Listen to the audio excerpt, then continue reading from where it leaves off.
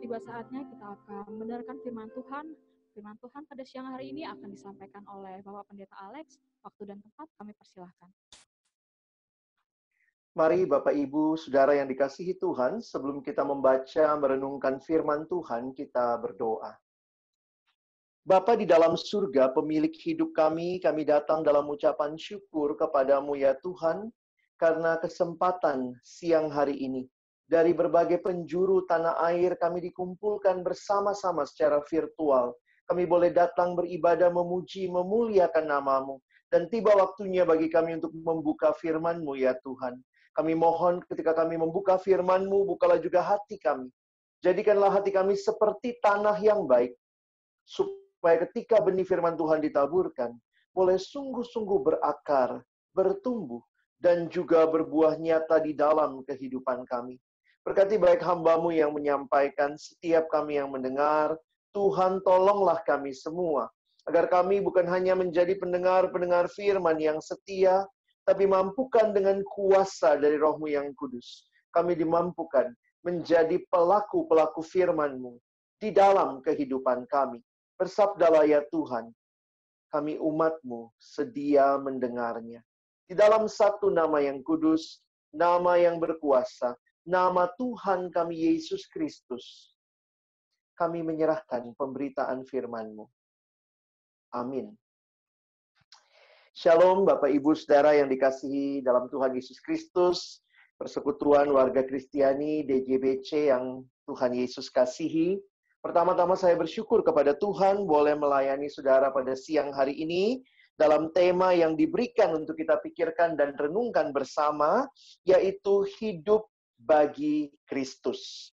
Saudara yang dikasihi Tuhan, kehidupan adalah sesuatu yang sangat-sangat berharga bagi banyak orang.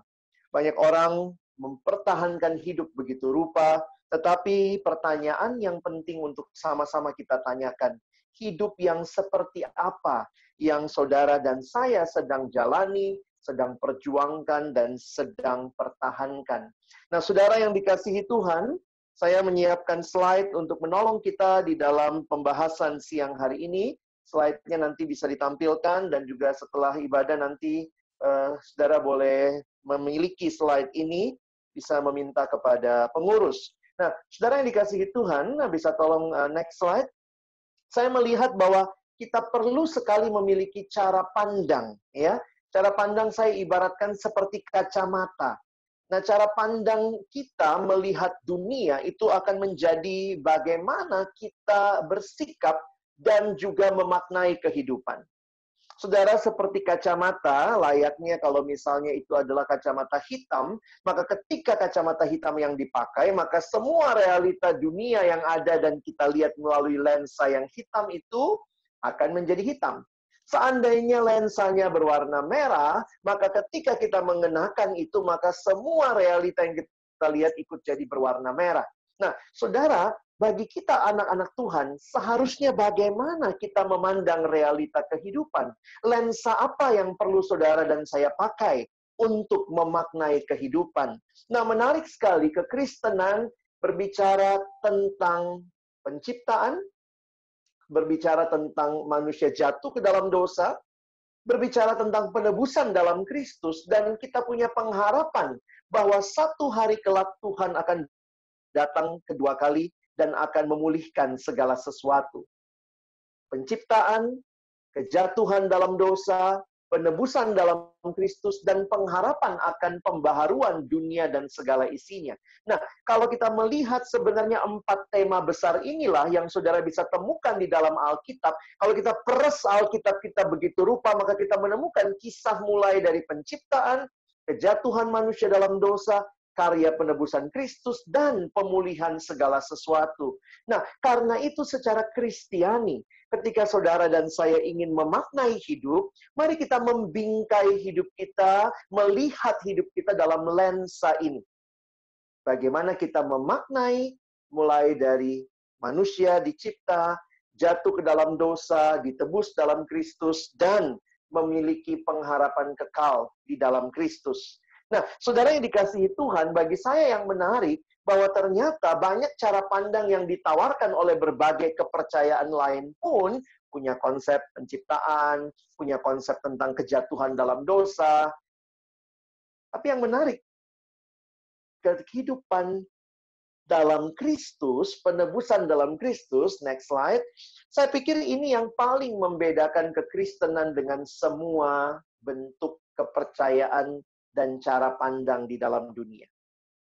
Saudara, kematian, kebangkitan Kristus yang datang ke dalam dunia 2000 tahun yang lalu sungguh luar biasa. Saudara, kalau memperhatikan, kehadiran Kristus membelah dunia menjadi dua bagian besar secara sejarah. Timeline sejarah. Sebelum Kristus, before Christ, dan kemudian sesudah Kristus, atau yang disebut sebagai AD, Anno Domini, tahun Tuhan kita. Nah, saudara, what's so special about this? Apa sih yang begitu menarik dari Kristus ini, yang kehadirannya membelah dunia menjadi dua sejarah yang besar? Tetapi bagi saya secara pribadi, buat kita anak-anak Tuhan, bahwa kehadiran Kristus dalam kehidupan kita bukan hanya membagi dua sejarah dunia, tetapi juga sebenarnya memberikan kepada kita sebuah babak hidup yang baru. Harusnya kehadiran Kristus itu memberikan kepada kita kehidupan yang terbelah dua juga, begitu ya. Jadi ada volume pertama dan ada volume kedua. Seorang bernama John Stott mengatakan ketika Kristus hadir dalam kehidupan, maka sebenarnya itu seperti kita memiliki sebuah kehidupan seperti novel dengan dua volume. Volume pertama adalah disebut hidup yang lama. Hidup lama itu mulai dari kita lahir sampai sebelum kita terima Yesus dalam hidup kita. Itu volume pertama, hidup yang lama. Lalu volume kedua dimulai setelah kita terima Yesus dan kemudian sampai kita bertemu dengan Dia. Itu volume yang kedua. Jadi, kehadiran Kristus dalam hidup kita itulah yang membagi dua juga, volume pertama dan volume kedua. Sehingga John Stott dalam satu tulisannya menjelaskan hal ini, menanyakan, ketika saudara mengenal Yesus, bagaimana hidup saudara? Adakah perubahan dalam hidup saudara? Dan pertanyaannya, saudara dan saya, kita sedang hidup di volume yang mana? Volume pertama, masih hidup dalam dosa, atau kita sudah masuk dalam volume kedua, hidup di dalam kebenaran? Nah, dikaitkan dengan tema kita siang hari ini, saya hanya mengangkat satu ayat sebagai landasan kita mengerti tema ini. Mari kita membaca, next slide, di dalam 2 Korintus pasal yang kelima. Saudara, saya sudah tuliskan ayatnya di sini. 2 Korintus pasal yang kelima, ayat yang ke-15.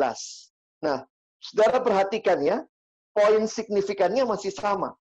Dan Kristus telah mati untuk semua orang. Nah, what happened? Apa yang terjadi ketika Kristus telah mati untuk semua orang? Perhatikan cara Rasul Paulus menjelaskan apa yang dialami oleh orang-orang yang mengalami dengan nyata karya Kristus itu. Dia mengatakan, dan Kristus telah mati untuk semua orang, supaya mereka yang hidup, tidak lagi hidup untuk dirinya sendiri, tetapi untuk Dia. Nah, ini tema kita. Hidup bagi Dia, hidup untuk Dia, yang telah mati dan telah dibangkitkan untuk mereka. Nah, saudara, saya melihat kehadiran Kristus membelah dua juga kehidupan orang-orang yang sungguh-sungguh percaya kepadanya dengan dua bagian di dalam next slide ini. Saudara bisa lihat bahwa ternyata ada gambaran hidup yang pertama yang Paulus gambarkan. Bisa tolong next slide. Itu adalah hidup bagi diri sendiri, yang tadi kita baca. Mereka tidak lagi hidup untuk dirinya sendiri atau hidup bagi diri sendiri. Inilah hidup di dalam dosa. Dalam dosa itu, saudara, kita titiriri ya. Mati-matian untuk diri sendiri. Nah, kemudian perhatikan, sekarang kita hidup bagi Kristus. Hidup untuk Kristus. Hidup untuk kebenaran. Jadi saya ingin mengajak kita memperhatikan tema ini dengan melihat bagaimana, kenapa kita harus hidup untuk Kristus. Karena realitanya, kita ini manusia dalam dosa, sebelum kita kenal Kristus, kita itu hidup bagi diri kita sendiri. Nah, next slide. Saya ingin mengajak kita survei sedikit mulai dari Perjanjian Lama. Secara cepat kita akan melihat bagaimana semua ini dalam perspektifnya Allah. Bagaimana saudara dan saya bisa hidup bagi Kristus. Nah, mari kita lihat dulu apa sih yang terjadi sehingga Alkitab mengatakan, Rasul Paulus mengatakan, manusia hidup bagi dirinya sendiri. Bukankah waktu Allah menciptakan kita pertama kali, mari kita lihat penciptaannya, next slide. Alkitab mengatakan bahwa manusia diciptakan segambar dan serupa dengan Allah. Di dalam gambar Allah, God created man in His own image. Nah, muncul pertanyaan teologis yang menarik, saudara, untuk kita perhatikan. Ketika Allah menciptakan manusia untuk siapa? Nah, ini jadi menarik ya. Allah menciptakan manusia untuk siapa? Kadang-kadang kan kita langsung nanyanya untuk apa ya? Sebelum bicara untuk apa, Allah menciptakan manusia untuk siapa? Nah, menarik sekali kalau kita mempelajari dan melihat bahwa sebenarnya Allah menciptakan manusia bagi dirinya sendiri. Karena itu, Santo Agustinus, seorang yang sangat terkenal di dalam sejarah gereja, mengatakan kalimat berikut. Next slide. You have made us for yourself, O Lord, and our hearts are restless until they rest in you. Wah, ini permainan katanya menarik ya. Tuhan, Engkau menciptakan kami bagimu, dan hati kami tidak akan tenang sampai kami beristirahat di dalam Engkau. Nah, saudara yang dikasihi Tuhan, inilah yang penting kita pahami tentang kehidupan.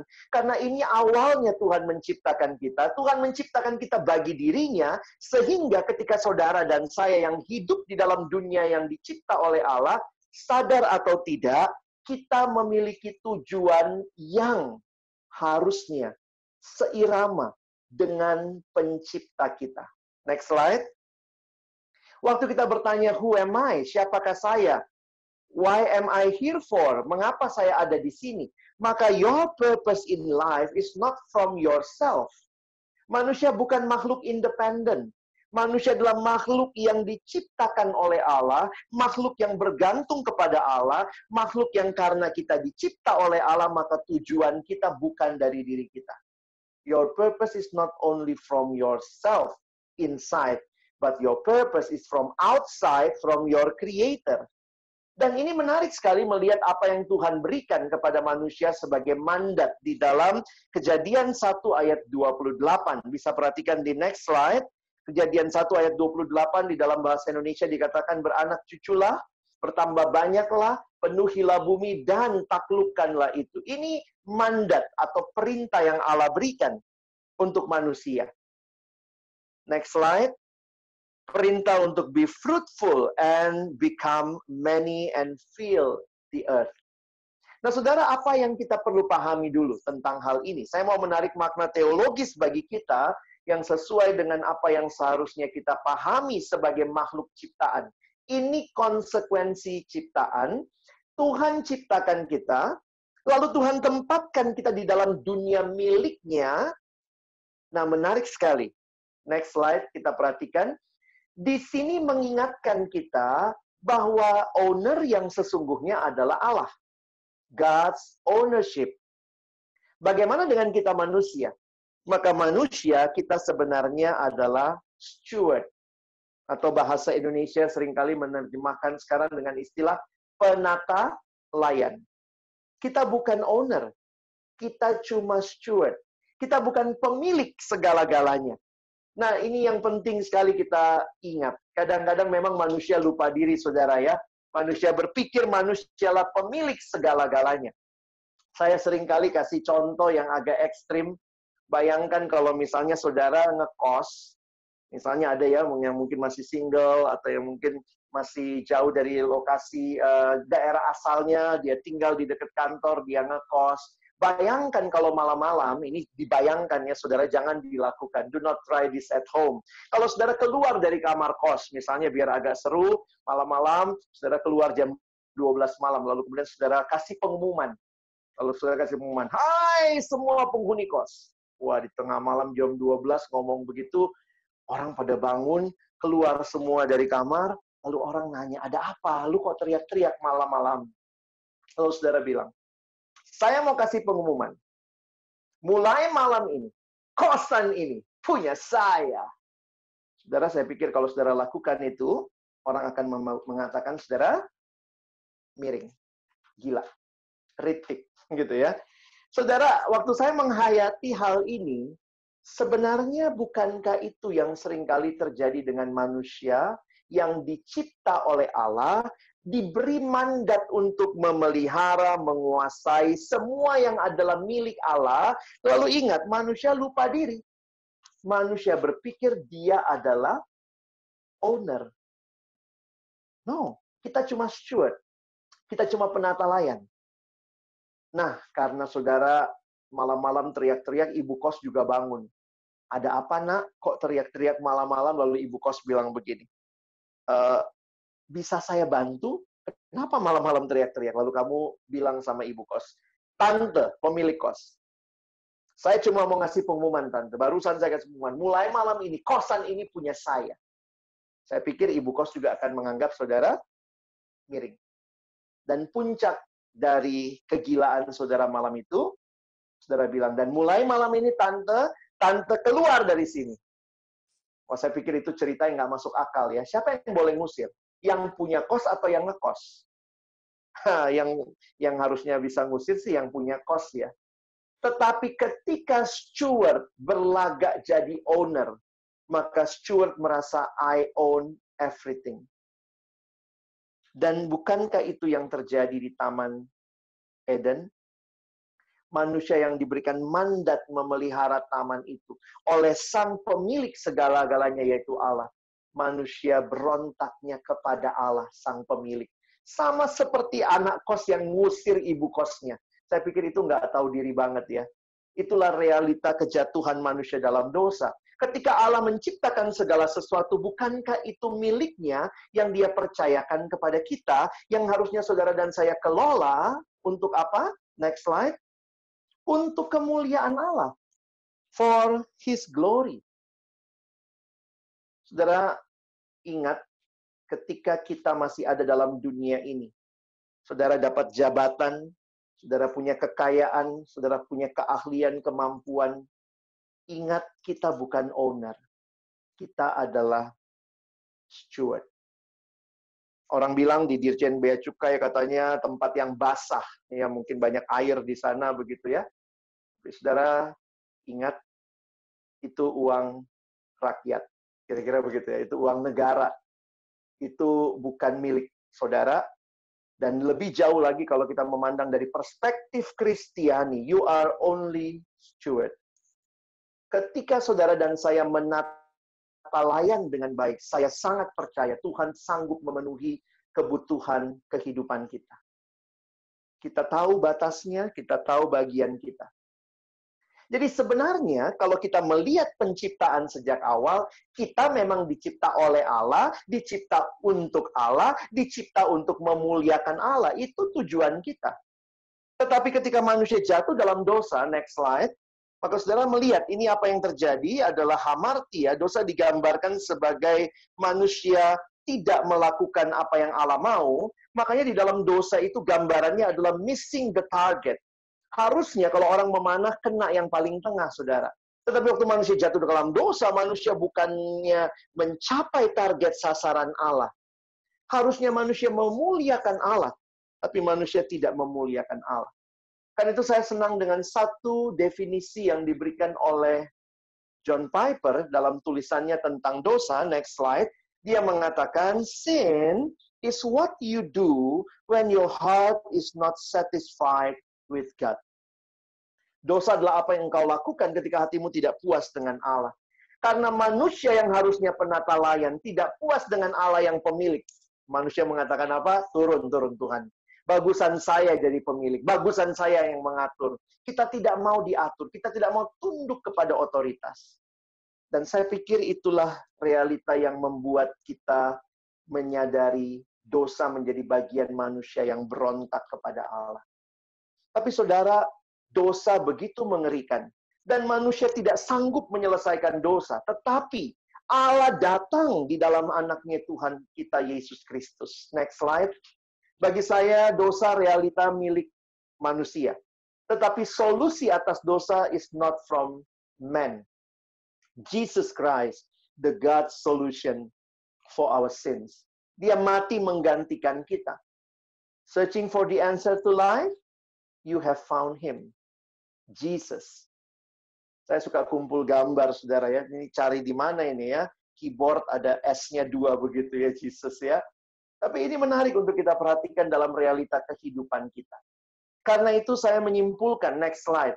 Ketika engkau dan saya mengalami karya salib Kristus, salib merupakan satu-satunya jalan keselamatan. Dan bukan hanya itu, salib memberikan tujuan yang baru bagi kehidupan kita. Karena itu ingat lagi ayat tadi, Paulus berkata, karena Kristus telah disalibkan, maka kita tidak lagi hidup bagi diri kita. Karena di kayu salib, dosa sudah diselesaikan. Inti dosa itu titiriri tadi, saudara. Hidup bagi diri.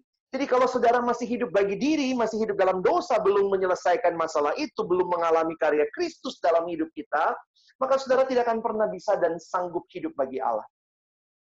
Karena itu hanya terjadi ketika karya Kristus saudara alami, dan itu mengubahkan hidup saudara. Saudara akan terus menikmati dosa, saudara akan terus hidup bagi diri sendiri, segala yang dipikirkan diriku, diriku, diriku, dan saudara tidak akan pernah merasa puas. Tetapi ketika salib itu mengubahkan hidup saudara dan saya, maka salib memberikan tujuan yang baru. Next slide. 1 Petrus pasal 2 ayat 24, kita lihat langsung ayatnya ya, bisa next slide.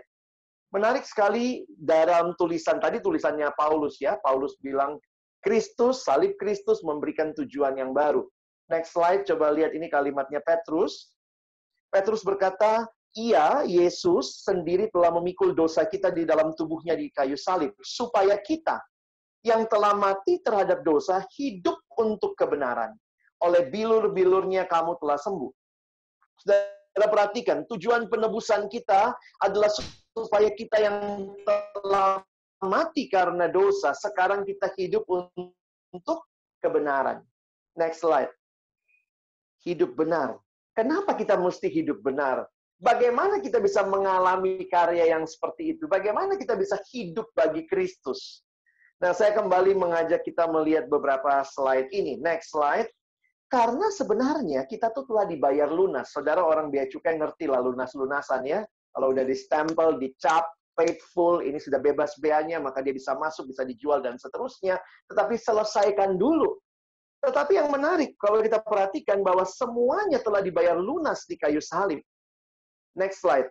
Kita lihat cara Paulus menghayati hidup. Dan ini menarik nih, cara menghayati hidup. Ya, 1 Korintus 6 ayat 20. Paulus berkata, sebab kamu telah dibeli dan harganya telah lunas dibayar. Karena itu, muliakanlah Allah dengan tubuhmu. You are not your own. Kamu bukan milikmu. Tubuhmu bukan milikmu. Yang bayar lunas adalah Kristus. Karena itu, muliakanlah Allah dengan tubuhmu. Next slide. Ayat yang tadi lagi ya. Supaya kita hidup benar. Kenapa saudara dan saya punya alasan hidup benar? Karena kita telah ditebus, harganya lunas dibayar. Dan Kristus yang menebus kita. Berarti kita milik siapa sekarang? Milik Kristus. Kalau kita milik Kristus, harus hidup bagi siapa? Bukan lagi bagi diri sendiri, tapi hidup bagi Dia. Ini bukan hal yang sulit sebenarnya. Secara teologis kita sudah pahami, tapi mari kembali siang hari ini. Tanyakan, sudahkah kita yang mengalami karya Kristus itu benar-benar sedang hidup bagi Kristus? Apa artinya hidup bagi Kristus? Bukan hidup dalam kecurangan, bukan hidup dalam iri hati, bukan hidup dalam kesombongan, bukan hidup dalam kebanggaan yang salah, tetapi kita hidup dengan kebenaran. Kita berani jujur, kita mempertaruhkan harga diri kita karena Kristus sudah memberikan yang terbaik buat kita. Pengalaman seorang teman di birokrat ketika dia disogok, berkali-kali disogok nggak mau. Ini zaman itu memang masih gampang sogok menyogok, saudara ya.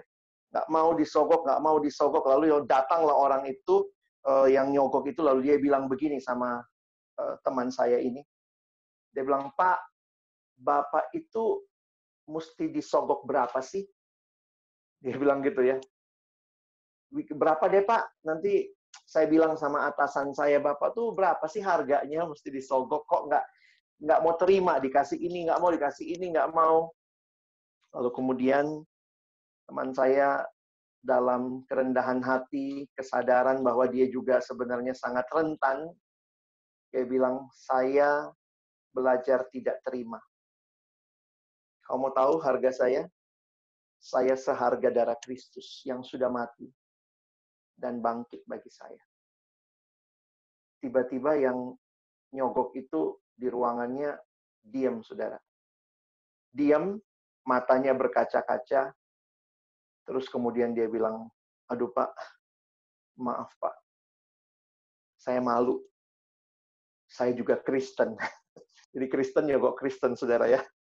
Dan akhirnya waktu saya dengar kisah itu, saya pikir, kalau saudara tahu harga yang telah Allah bayar demi menebus saudara, supaya saudara dan saya hidup benar. Saudara tidak akan kompromi hanya dengan seberapa juta, hanya sekedar dapat berapa penghargaan. Hargamu dan hargaku jauh-jauh lebih mahal. Jangan kompromi. Hidup bagi Kristus. Karena Kristus telah mati buat kita. Saudara dan saya bisa hidup. Ingat baik-baik. Kristus mati buat kita. Karena itu hidup yang kita hidupi sekarang sebenarnya bukan milik kita. Di dalam Galatia pasal 2, Paulus berkata, hidupku sekarang bukan lagi milikku, tapi Allah lah yang hidup di dalamku. Karena itu setiap kali dia menyatakan hidupnya adalah hidup bagi Kristus. Next slide. Apa respon kita? Nah, ada sebuah ilustrasi yang dibuat dalam gambar ini namanya ilustrasi roda.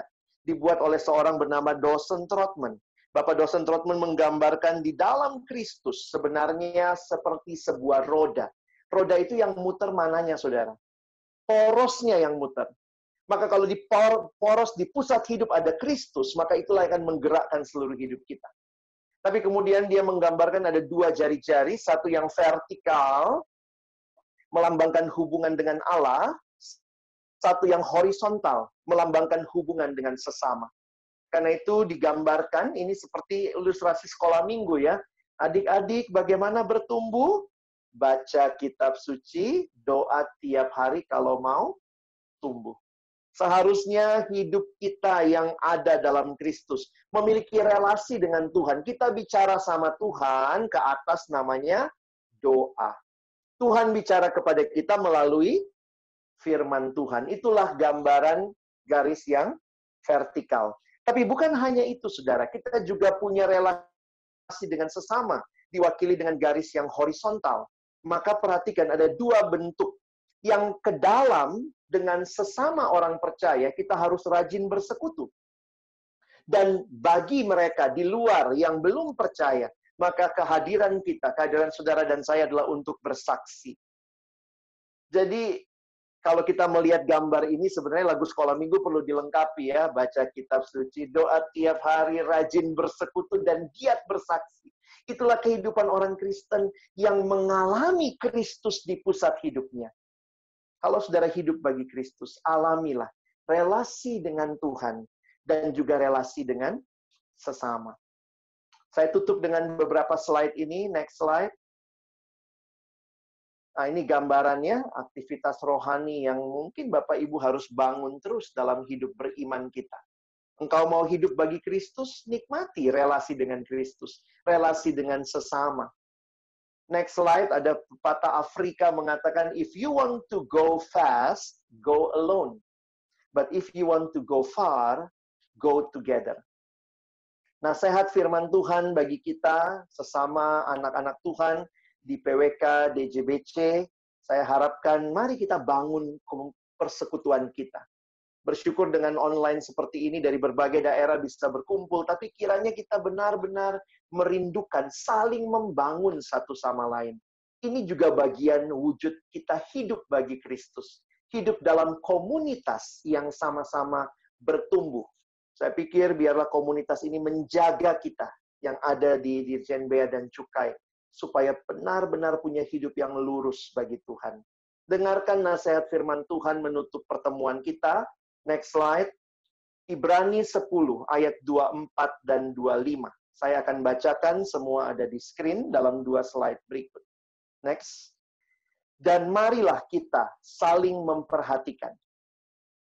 Supaya kita saling mendorong dalam kasih dan dalam pekerjaan baik. Ayat 25, next slide. Janganlah kita menjauhkan diri dari pertemuan-pertemuan ibadah kita, seperti dibiasakan oleh beberapa orang. Tetapi marilah kita saling menasehati, dan semakin giat melakukannya menjelang hari Tuhan yang mendekat. Bapak Ibu, untuk mudah mengingat, saya selalu ingat salib. Salib itu punya dua dimensi tadi. Dimensi vertikal, hubungan dengan Allah. Mari bangun. Hidup yang terus bergantung dengan Allah, baca firman Tuhan, berdoa, bangun mesbah keluarga. Bapak Ibu, saya lihat ada beberapa dengan istri, dengan suami, ikut ibadah ini. Mari bangun kehidupan rohani keluarga yang kuat. Tapi bukan hanya itu. Salib juga punya dimensi horizontal. Bangun persekutuan. Bangun PWK ini bersama-sama. Kita beribadah di waktu-waktu yang diberikan kepada kita.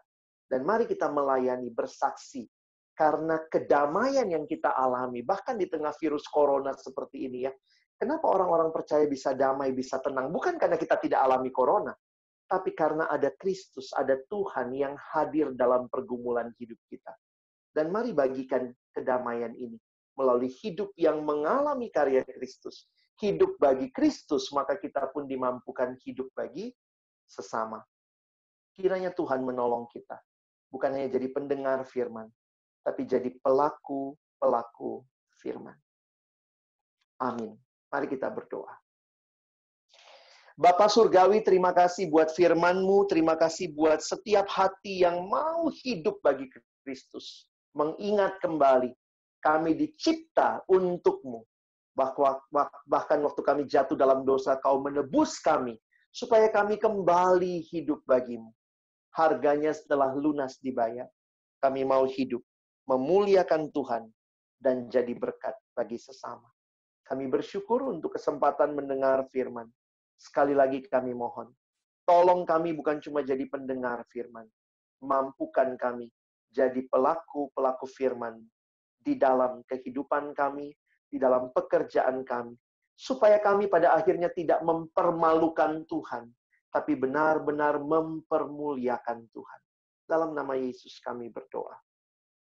Amin.